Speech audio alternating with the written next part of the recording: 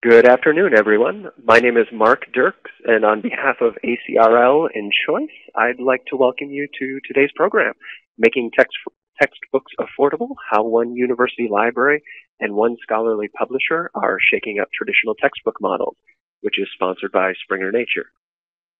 Today's discussion is one in a series of sponsored webinars from ACRL and Choice that addresses new ideas, developments, and products of interest to the academic library community. Free to users, these structured 60-minute live presentations provide the opportunity for interactive discussions of important new issues and developments in academic librarianship by librarians, vendors, authors, and other interested stakeholders. Before we get started, I'd like to point out a few features of the webinar software. In the main area of the screen, you can follow along with the presentation materials. Along the left-hand side, you'll see a chat panel that you can use to submit questions or comments. We'll spend some time responding to your questions during the program, so please feel free to submit them throughout. You will also see a separate box for technical questions. Please feel free to use this feature for any technical difficulties you may be experiencing, so our production team can troubleshoot them privately. And finally, please note that today's program will be recorded and all registrants will receive follow-up instructions on how to access the archived version.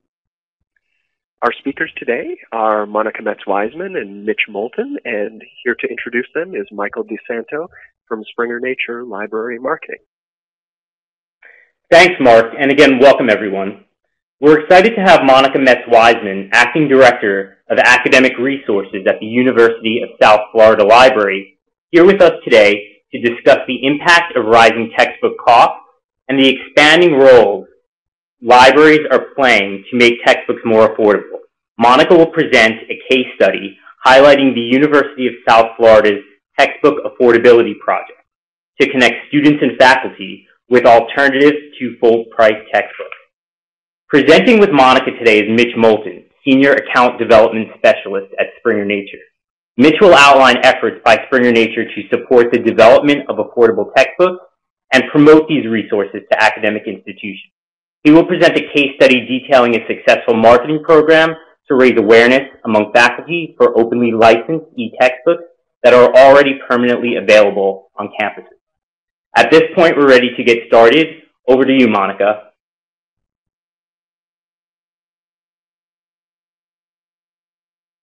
Now I have to find it. Oh, there it is. Thank you. Thank you, everyone, for being here and for spending this next hour where we're going to consider the question, can libraries and a publisher make a difference in the advancement of textbook affordability?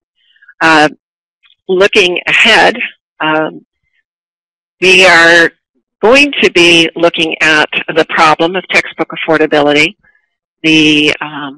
the work we're doing at the University of South Florida, the role, potential role for librarians, I should say, because not all of you might not be convinced that you should be participating in advancing textbook affordability, and how one might get started. So if you look at that slide on that image on the left and you see a car really far down the road, that's going to be me racing through this presentation because I have 6 years to tell you about the work that we've been doing. So let's look at the problem first. If I gave you the time to do the math and you added up what the amount that's in all of those circles and divided by 4, the number you would arrive at is $1,300. That is the amount of money, whether you're in a public 2-year or a private 4-year, can expect to spend on your textbooks. So what is the problem with textbooks? One of the first problems with textbooks is that it contributes to the overall debt that our students are graduating with. And in 2014, we had the highest level ever. If you could imagine the sweep of the second hand of the clock, every time it sweeps a second, there's over $2,700 worth of debt that's been incurred. 1.3 trillion is where we are with U.S. Student debt. It's a significant problem on the economy of the United States at this point in time. So what I'd like for you to do is, in order to better understand the problem with textbook, is to be part of this poll. So what the question is, between January 1977 and June of 2015, textbooks have increased over 1,000% or 3 times the rate of inflation. Is that a true statement or is that false? Wow, you guys are really responding quickly, and it looks like at this point we have a true. The answer to the question is yes, in fact, it is true. The source being the Bureau of Labor Statistics, for all of you librarians out there that want your sources. And the issue is also not just the price of textbooks, but economists and even those in the textbook industry are saying that, based on a number of factors, and we don't have time to go into it today, that the textbook market is in fact broken. So what is it the students are doing? How are they responding to the high cost of textbooks? Over 65% of students don't purchase due to cost, and this is a survey that was conducted by the U.S. PER Group. It polled over 1,500 students at 150 institutions. And what I want to do is be sure you're seeing that number. 65% of students are not purchasing their textbooks. So how else are they responding? 94% of those students are concerned about their grades, and you should probably expect what I'm going to do next, which is make sure you see that number. But it's just not impact on grades. It's recruitment of the best students at an institution, retention. It's what's happening in the classroom. It's having an impact on teaching. It is having an impact on how long it takes for a student to get through a degree program.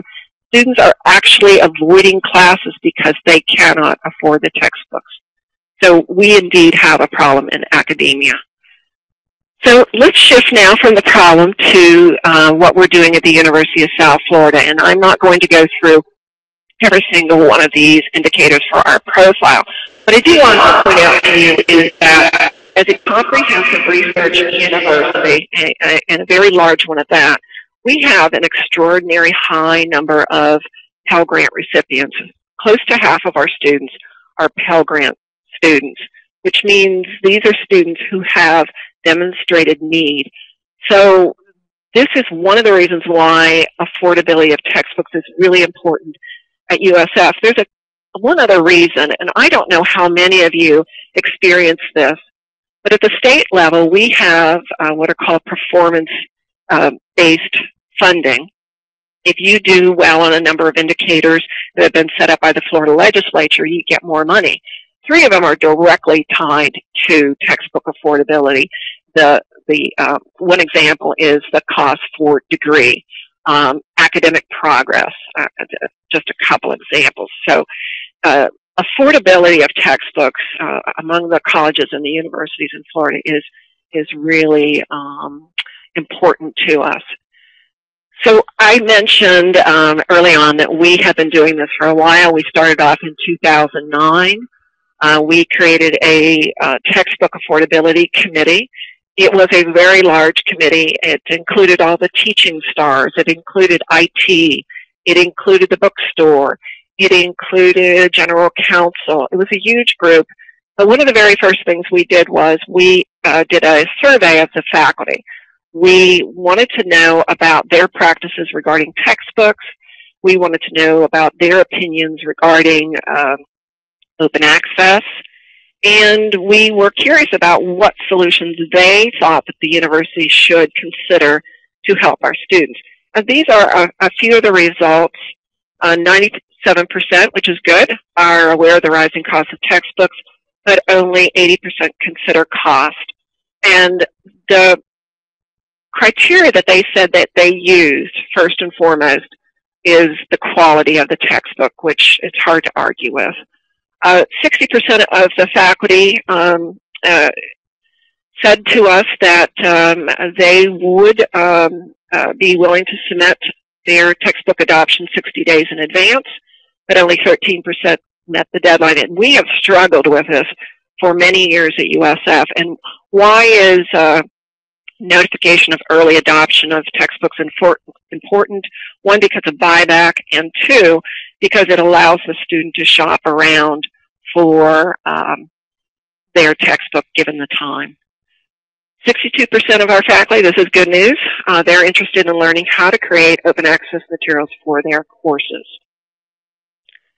And this is the open-ended question. What could the university do to help our students at USF with affordability of textbooks? And if you see, I've highlighted the first three bullets, the word library. And if you read bullets 4 and 5, the library is inherent in those bullets as well. So clearly our faculty thought that the library had a role in advancing affordability at the university. So at the end of our year with our committee, we didn't write a report. We really had kind of a uncomfortable closure to the committee where so many people left, and it was really left to the library at that point to either move on this or not. And what we did was we created a number of student technology proposals. This is money that literally comes out of the pockets of our students. They can't use their grants or scholarships to cover this fee. It's supposed to advance technology at the university. So one of the very first things we did was we decided that we had to enhance our course reserve, make it more robust, more user-friendly, thinking that our faculty, if they had a really good service, would opt for course reserve instead of a course pack or instead of a commercially produced, very expensive textbook. So we acquired Aries for 4 years, and we continue with Aries. But this was, again, technology funded. And if you're not familiar with Aries, this is from Atlas, who gives us Iliad. We also have the Copyright Clearance Center academic license for 3 years, making sure that we were doing the right thing regarding copyright. The second program that we launched is called Ebooks in the Classroom. And this is branding and promoting a service that we've been providing, but we weren't very overt about it. We look for ebooks that can be used for a particular course, or ebooks that the faculty have said, this is what I want for this course, and we have a form where they fill this out. And we're always looking for the best digital rights management ebooks with unlimited access or unlimited printing. And typically we're going straight to the publisher for those titles. This is a slide that shows our investment. 30,000 of the 100,000 represents library collection money. The rest of the 100,000, 70,000 represents tech fee investment.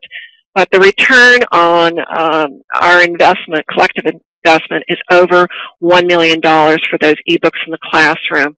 Now, we are really underreporting with our $1 million because we are only reporting for the initial semester. So if a faculty member used a textbook for second and third semesters, we are not factoring that into the estimated student savings. Now here's one that's a little bit controversial. At the time of the survey to our faculty, they said, you should have a textbook loan program. Well, we never supported that at USF. We always felt like we had barely enough collection money to do what we needed to do. We were not going to buy textbooks. And but they're telling us it is important for us to provide this service. So we talked to our colleagues at Florida State University, where they had this innovative program where they would go direct to the textbook publishers and request free copies, 2 copies for their larger courses with lots of students. And we thought, okay, we're going to try this. And so when we started that program, it worked really well, but over the years, two things happened. Increasingly, publishers dropped out, or we could not meet the demand. So we began looking for money, and I was about to present to student government to ask them for money when the vice president of auxiliary services over the bookstore said, "We'll give you the money." And I know why they did that, but I was willing to take their money, and they provided us $25,000 to acquire textbooks. So we have three sources for our print textbooks on reserve. We have the donations from the publishers. We then went out to the faculty and asked them for instructor copies where possible. And then the third source is the money that we get from the university. So what we have is over 1,400 textbooks on reserve for over 2,300 course sections. You can see from this slide that our use is increasing. The year before, the 26,000 or so uses, we jumped 15,000 uses. So it continues to enjoy nice use. And this slide shows the value of the collection, which is about $180,000 between the donations and what we purchase with the $25,000. And this factors in where textbooks are used over multiple semesters or in multiple classes. The other thing we are doing is we have a textbook affordability website where we are trying to get information to our students and faculty about ways that they can save money on their textbooks. We have our form to our faculty here where they could submit their requests for ebooks in the classroom. Our proposals for open access textbooks are here. And this is, I mentioned faculty and students, but we're also concerned about the external community, letting students who are thinking about going to USF, that we are in fact trying to do something about this issue. The image that you're looking at, the social science research, is profiling a professor at USF who has an open access textbook in our institutional repository. It is the most heavily used item in our institutional repository. This textbook has been translated in 3 languages. It's used around the world. And he did this on his own. He was not funded for this. What we are doing, though, is we are funding now open access textbooks that we are creating, and we are considering library as publisher.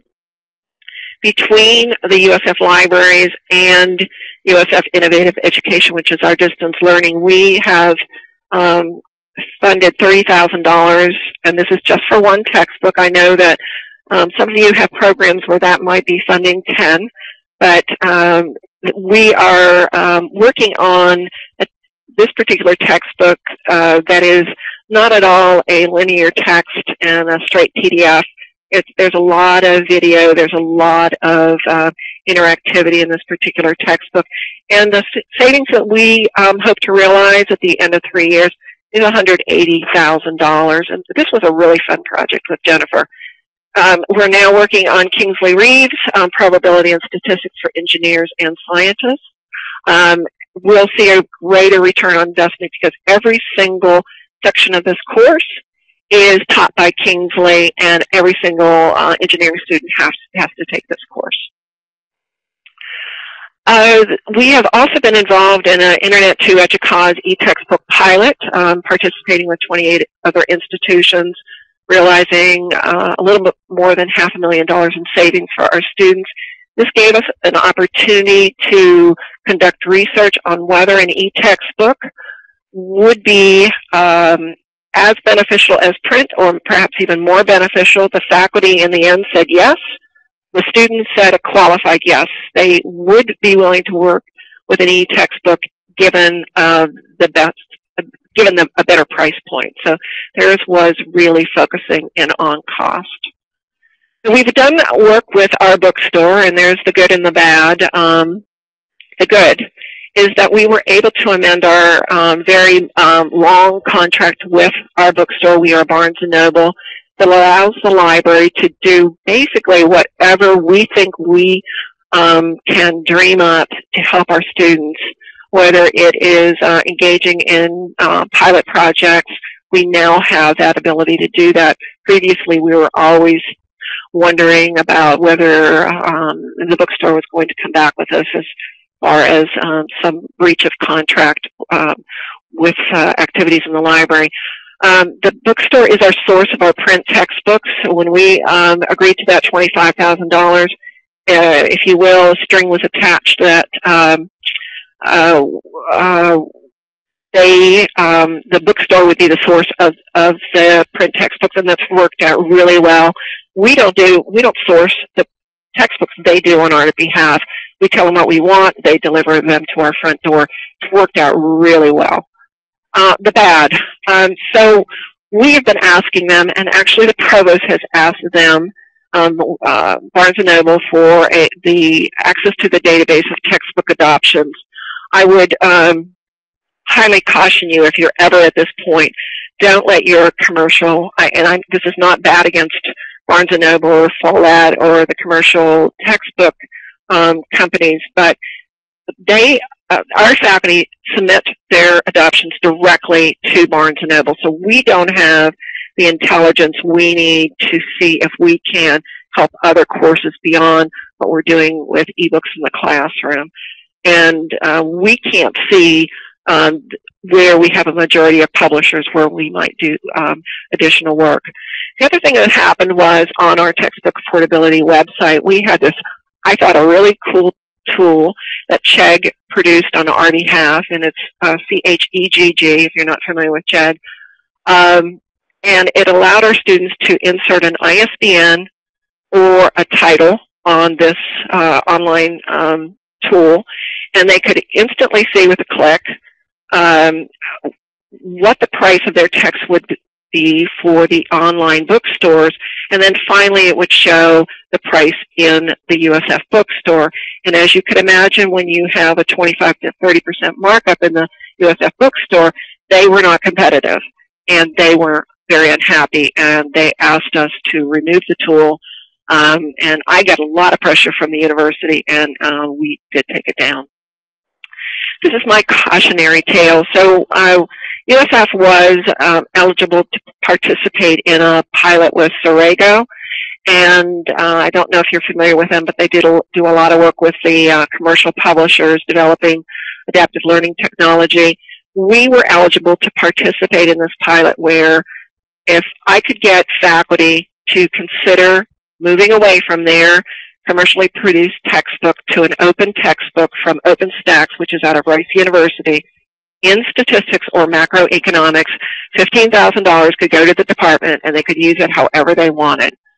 In addition, they had WebAssign, they had the development of adaptive learning technology. The provost was really excited about this, but that's where and the library was, but that's where the excitement ended.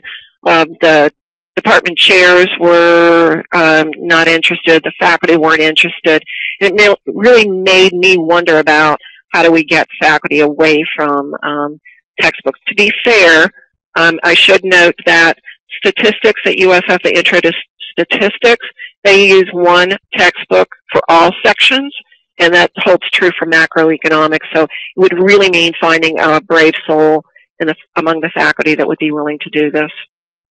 So what else are we doing? We are, sorry, I didn't mean that. We are submitting legislative budget request, our last request, and this was to the state legislature where we're making this request, trying to get money that would allow us to encourage faculty away again from those commercially produced textbooks to adopt library and or open access. And the first time we submitted the budget request, it did not get funded. We keep trying. We submit more and more USF student technology fees. We are now focusing on using data to figure out where we can make the most impact by buying ebook collections. And additionally, we are going to be joining the University of Minnesota Open Textbook Network. If you're not familiar with it, they come on site to your college, your university. They talk about the value of open access textbooks, that they are peer-reviewed, their quality, and following those conversations, it encourages faculty to adopt. We did a special project with the School of Social Work where they made a compelling case that they needed more help than the rest of the USF community. What we do now is we provide 2 copies of all textbooks at the undergraduate and the graduate level, and this was based on data that we studied regarding the special needs of their students. We continue to do lots of outreach. We're right now engaged with a project with the College of Engineering where they're looking at their core classes. This is, again, the provost who was saying to the dean of the College of Engineering, we want you to work with the library. See if you can move away from textbooks and move to either, for example, a Springer title or an open access textbook. And we want to develop that program to connect with faculty across campus, not just through engineering. I saw someone online who's from UNC Charlotte. You guys have a fabulous idea. They've developed this ebook database, and we are in the midst of doing the same, where faculty can go to a web page and they can see what is available to them that they could adopt that might be from your existing collection of ebooks or ebooks that you can acquire that has good DRM. And we're in the midst of doing that now. We're also going to be reacting to the governor of the state of Florida is about to sign, we are hoping, legislation that's going to encourage and focus on more textbook affordability efforts among the colleges and universities within Florida. Here's my pitch. Why librarians? Why do I think all of you should be involved? This is just my thinking. This is not pulling from research publications, but all of us are very service-oriented. We are collection specialists. We deal with technology every single day, whether it's privacy, security, authentication, mobile. We've been working on business models for online content for years. We have experience working with publishers, the keeper of the content, and we have, I believe, a close working relationship with students and faculty. We have librarians embedded in courses. They can see what faculty are using for their textbooks. We're collaborative. We can work with the bookstore. We can work with IT. We can work with the budget office. We can work with all these entities to advance initiatives.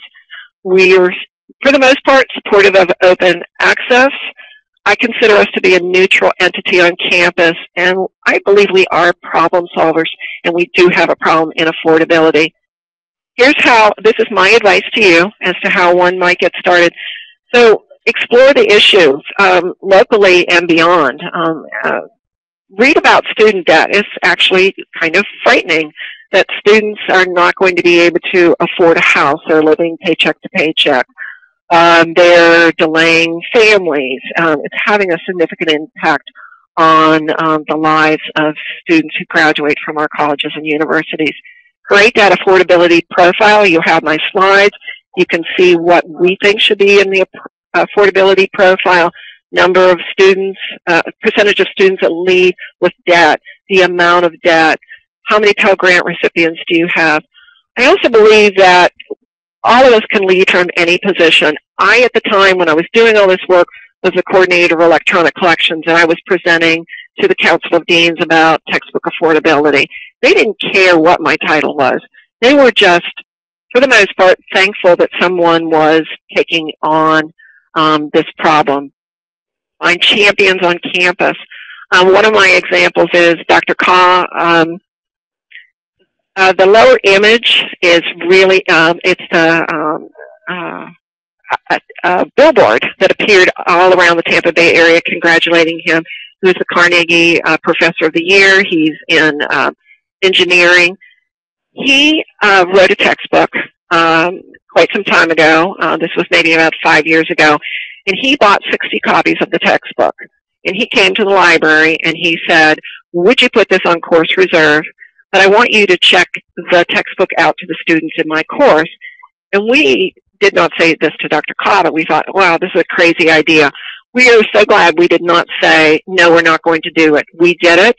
But what happened next was Dr. Codd decided, I don't know if he bought his copyright, but he then turned his textbook into an open textbook. All of his lectures are online. Everything that he does is open access. Dr. Codd was the first faculty member who developed a Facebook textbook exchange program for all the students in engineering. He serves on our review board for open textbook initiatives. The list goes on about all the things that Dr. Ka has done to support our students. Oh, I should mention that Dr. Ka and I were on the talking circuit. We would go around campus and talk to anybody who would listen to us. We had this idea that we would have an adopt a textbook program where alumni and donors would give us money in their favorite subject area, and we would buy textbooks for course reserve. And we did that for several years. Getting started and beyond. Be strategic, or broad-based. We were very broad-based. Look for money everywhere. I'm running out of time. I'm going to go quick. Empathy doesn't hurt. Be persistent. Copy what works for your situation. Be prepared to lose some battles. Recognize the game changers. Affordable Georgia through Galilea does a fabulous job of recognizing faculty that are making a difference and broadcast your success. I leave you with two things. We just created a YouTube video where 4 students are talking about the value of our textbooks on reserve. If you have under 2 minutes, that's the length. Take a look at it. And I have a question for you. So I've been talking about what USF has been doing. I think we're making a difference. I'm not making as much of a difference as I would like, but my question to you is, can your library make a difference? And I just wanted to let you know I've got my references there, and I thank you all for your time. Over to our next speaker. Thank you so much, Monica. Hello, everyone. My name is Mitch Moulton, and I'm a Senior Account Development Specialist with Springer Nature. Again, thank you so much for your time and interest in today's ACRL Choice webinar. Today, I'll be reviewing a successful marketing program by Springer Nature to raise awareness among faculty for openly licensed e-textbooks that are already permanently available on campuses. We'll be reviewing the issues or motivations for this marketing program, a solution from the publisher's side, what it entailed, and how we decided to assess its results, and the next steps that we've taken to support this initiative. So as Monica has shown, textbooks are a large investment, and there are negative repercussions from this.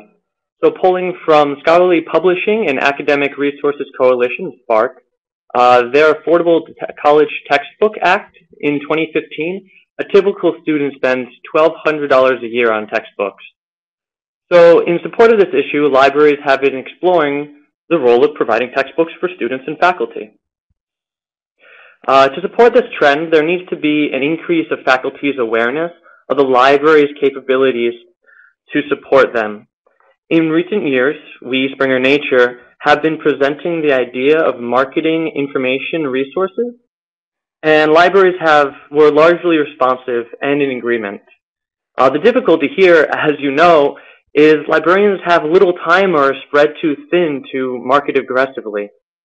So in response, we as a publisher needed a way to market on behalf of the libraries in such a way that libraries would appreciate the effort, and because we would market what they had already purchased, what they have already bought. So with that in mind, we found a solution. Springer Nature ebook packages contain all types of textbooks. In addition, our ebooks have the added feature of no digital rights management, unlimited concurrent users, and the My Copy feature. If you're not familiar with the My Copy feature, it's a print-on-demand, soft-cover, grayscale version of the ebook available for the end user at $24.99. This includes shipping. and these are available for ebooks that have been licensed by the library. With many libraries already having licensed access to these e-textbooks, if a professor or faculty member adopted it for their class, there would be no cost to the student. So we were thinking, how do we spread the word? We found an answer in an email campaign to faculty who subscribe to ISI. Just so you know, this is an opt-in list for faculty who are okay receiving information from publishers. And here's what the final email looked like. So we intentionally kept it short and simple. We chose the images carefully to match the mood and intent. We made sure that the message was mostly image with very little text, with the understanding that most recipients would be seeing the message on their phone. So we highlighted the key components of the message. So it's already available the e-textbook's already available on permanent license by your library. And there's already the 100% DRM free, so there's no limit on anything. And we also wanted to point out that there's no cost to students for the textbook, and we wanted to keep the call to action prominent and simple, so we couldn't think of any way to make it more so than a big yellow box. And it said, click here, type the name of your school, and we'll send you a custom list of the Springer Nature ebooks permanently available at your school. So, you know, we requested the name of the school, as a number of the faculty use a non.edu email, so we wanted to ensure, be sure of the affiliation. So one of our goals was to, one, of course, raise awareness, and second, to differentiate the Springer platform and also the added features that it brings, such as the no DRM and the My Copy feature, as opposed to an aggregator platform experience. So here we see an example of the textbook list that the faculty requested. To improve the discovery of relevant titles, we created a pivot table where the faculty member could narrow the list to their general subject or more specific topics within their field. Each textbook includes the authors, book type, copyright year, and in addition to that, a direct link to the freely available textbook on Springer Link, thanks to their library. So the question is, how did we arrive to this point? We targeted schools with a sizable portfolio of Springer Nature ebook packages within the US, Canada, Latin America, and Caribbean. And we paid for a faculty list matched to the schools that we chose. Once again, this is the ISI list, so it's an opt-in list for faculty who were okay getting or receiving information from publishers. Additional factors that we considered before doing this, or while doing this, was picking the launch time carefully to allow 8 to 10 weeks for textbook assessment on the faculty's side. We also prepared these custom textbooks lists that you saw 2 slides previously for each school before it was sent out, so we could have a prompt reply. And we also decided in advance how we could assess the campaign.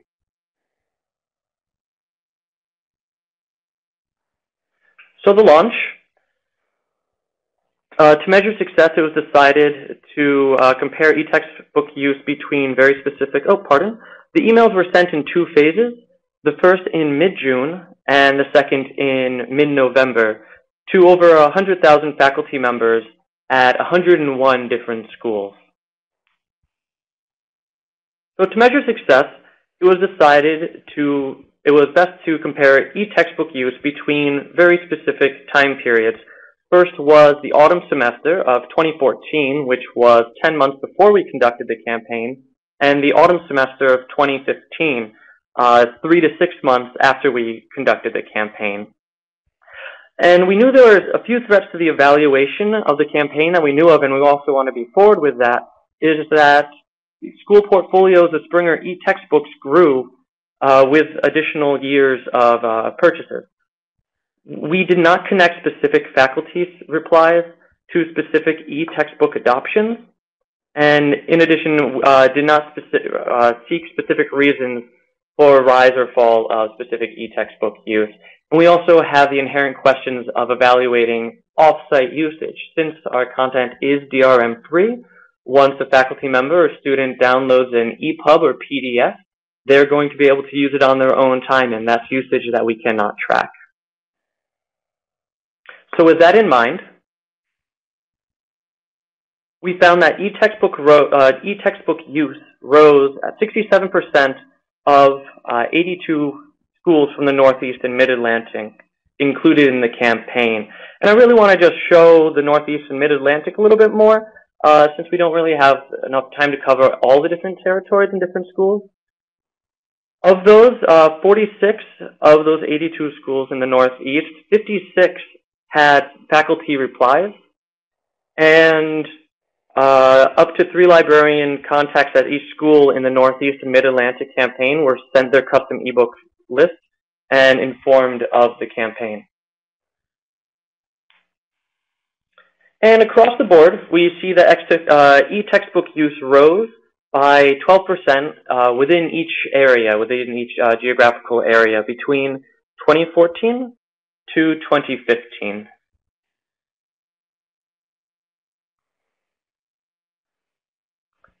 So at the end of the day, over 400 individual faculty at 156 schools requested these textbook lists. This means over 52% of all schools in the campaign had one or more response. Afterwards, several library contacts were sent these custom ebook text lists as well, textbook lists as well, and we saw some positive comments from faculty in their emails saying, "Hey, this is a good service, and thank you for our list." In addition, something that we're interested in looking at is the impact from word-of-mouth marketing. Once faculty did receive these, if they did share these textbook lists, this is something, unfortunately, at the moment that we cannot track. So, finding such success in the campaign, we immediately asked, what are the next steps for us? In addition to having the intention of proactively continuing this email campaign in 2016, we created a web page where students, faculty, and librarians can request a custom list of ebooks available or e-textbooks available at their school. So to take a look at it, you'll see that is pretty similar to the email that we sent out, stating that thousands of Springer ebooks are designated as textbooks and available at your library, and institutions can utilize these existing resources to reduce textbook costs for students. And with a simple call to action of request a Springer textbook list, it'll ask for your name and your institution, and it will send an email directly to us where we can respond and send you your custom e-textbook list. And here's what the bottom of that page looks like. And here's a link to it, bit.do/affordable textbooks. Also, if you happen to Google Springer Nature affordable textbooks, it'll be one of the first to come up as well, so it's quite easy to find. Great. Thank you so much for your time once again. All right, great. Thanks, Monica and Mitch, for sharing your insights on the topic of textbook affordability. Now we'll move into the Q&A portion of the webinar, and I see we have some questions coming in, so we'll try to get to as many as possible.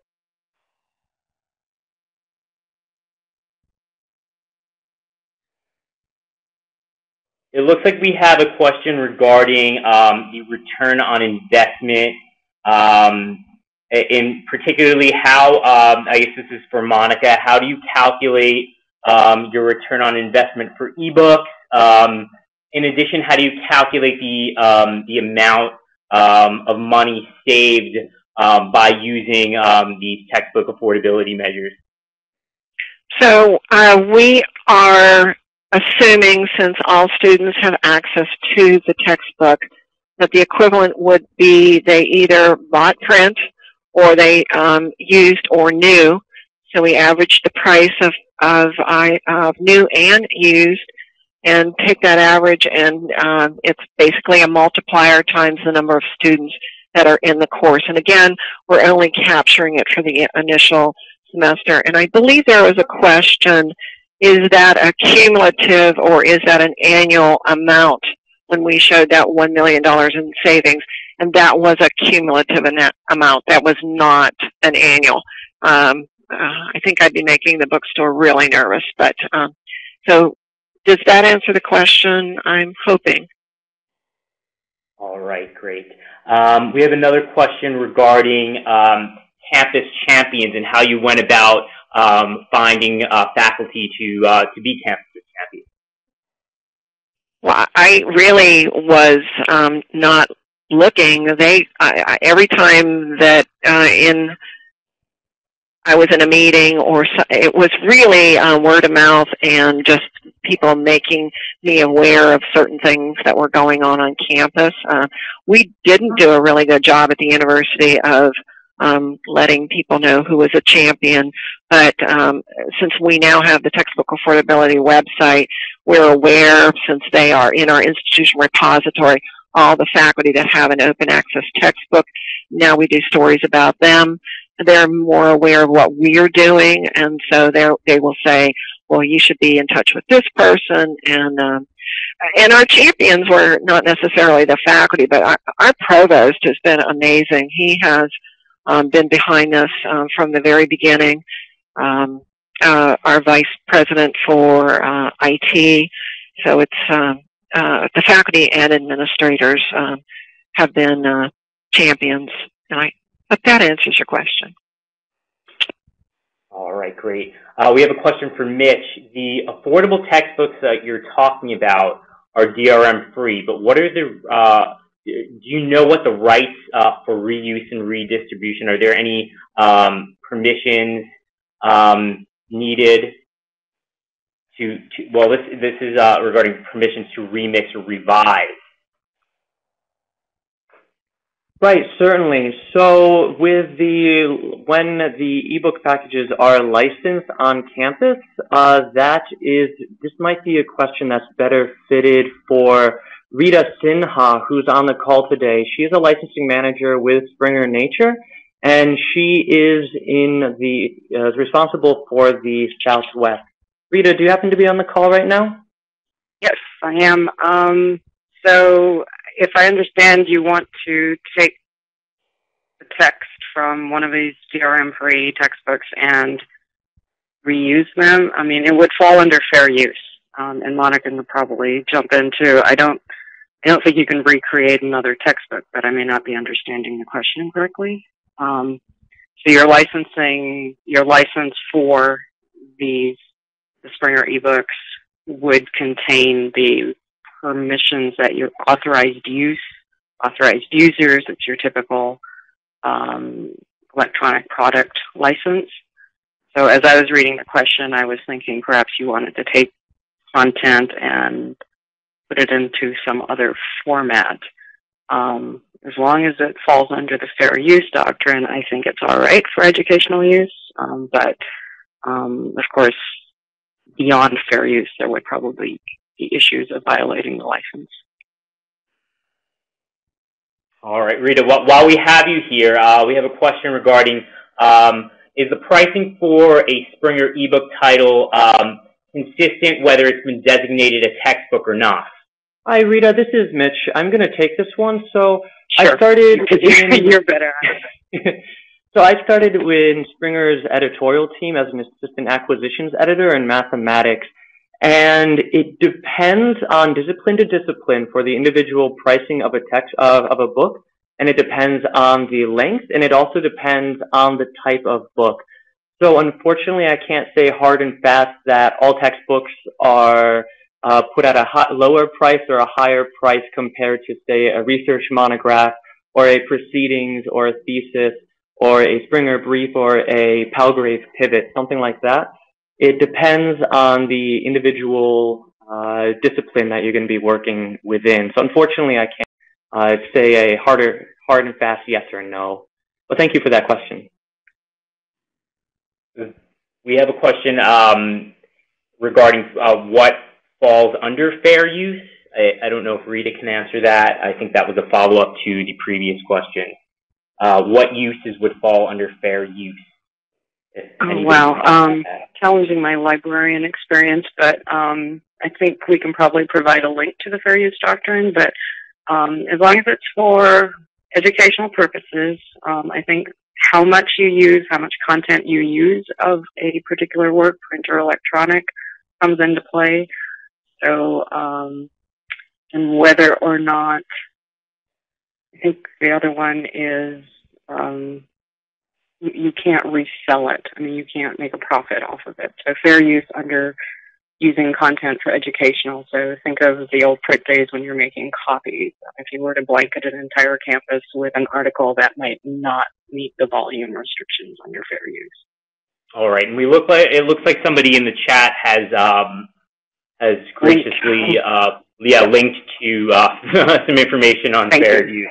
All right, and moving on, we have a question from Monica regarding handling textbooks with online components, codes for exercises, and online activities. How do you handle providing those added resources in your programs at the university?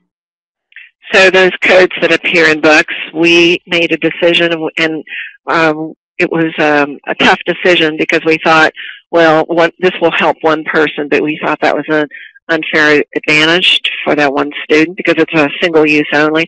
So we don't provide the codes at all when they come with a print textbook.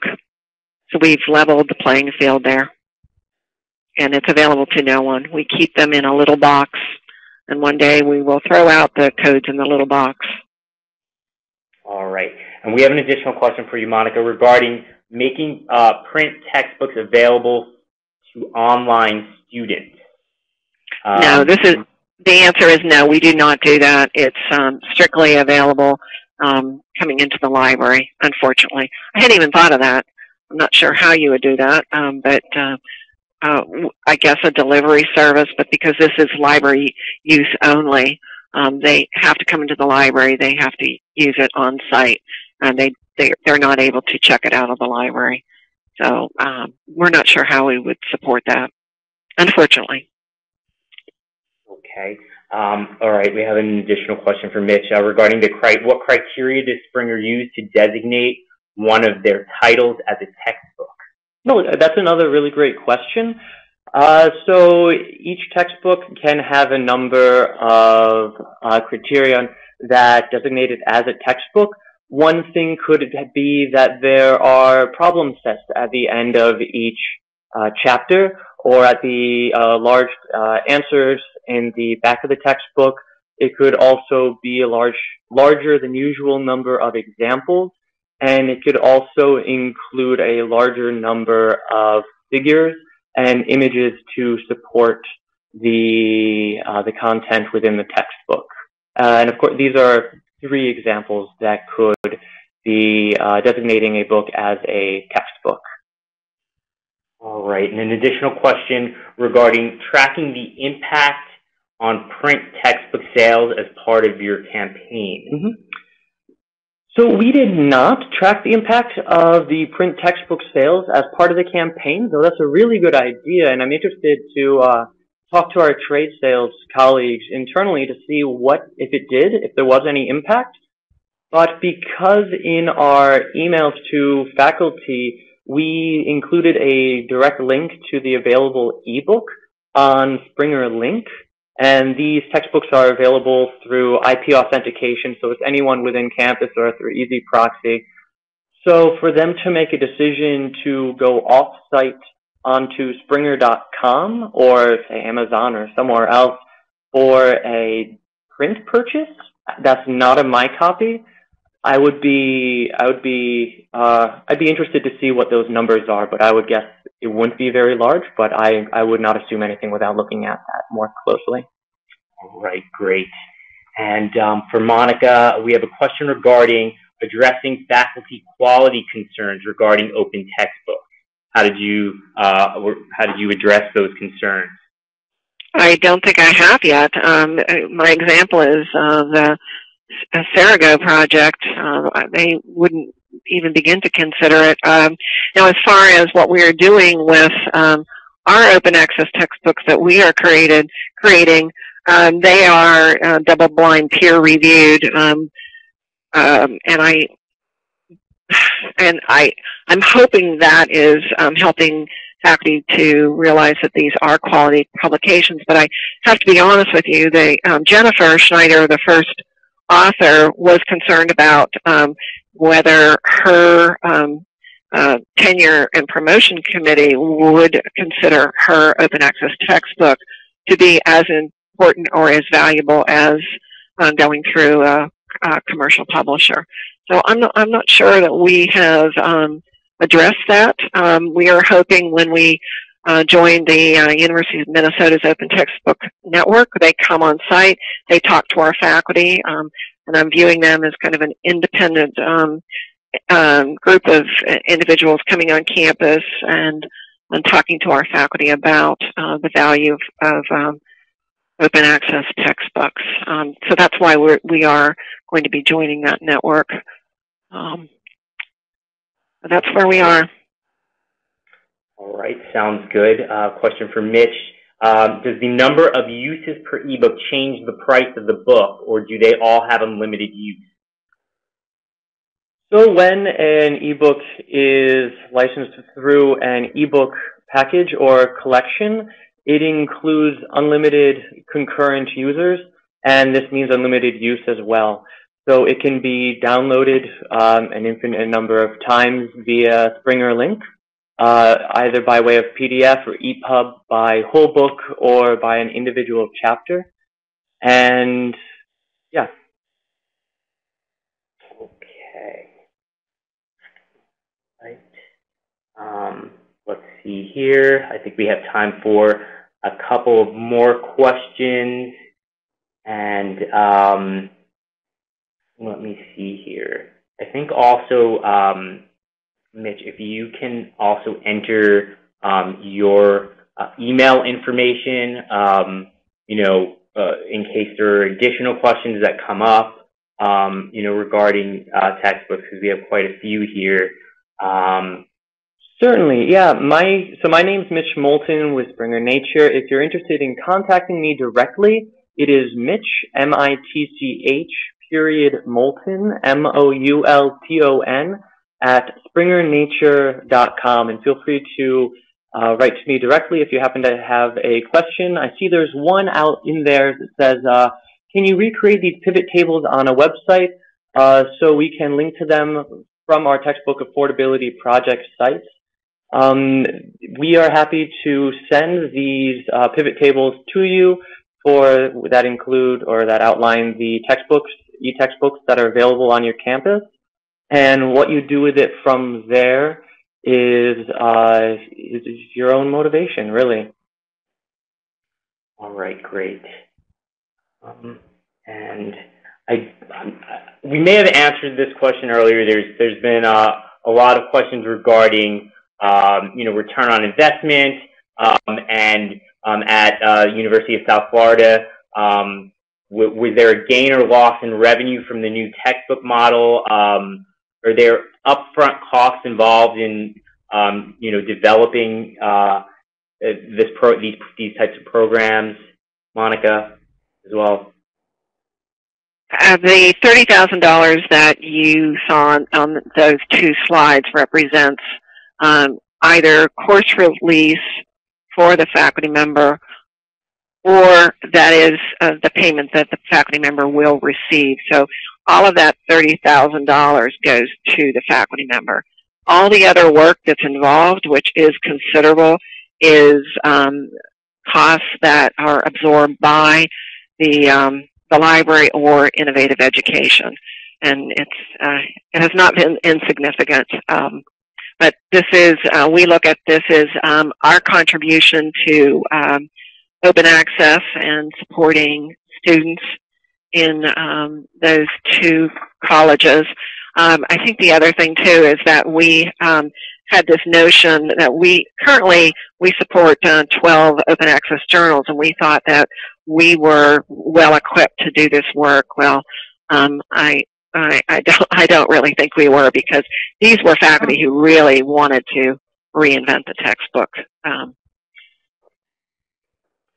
Okay.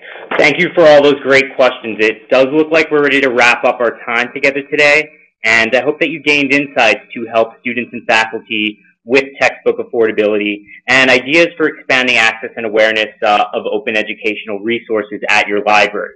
I will turn it back over to Mark now. Great. I would just like to take a moment to give our presenters a virtual round of applause for spending their time with us today and for sharing some great information on textbook affordability. We greatly appreciate your insight. As a reminder, we've also recorded today's program, so be on the lookout for a follow-up email from ACRL and Choice, and it should include instructions on how to access the archived version. Thank you again to all of our participants for joining us, and I hope you've enjoyed the session. I hope the rest of your day is a good one. Bye-bye.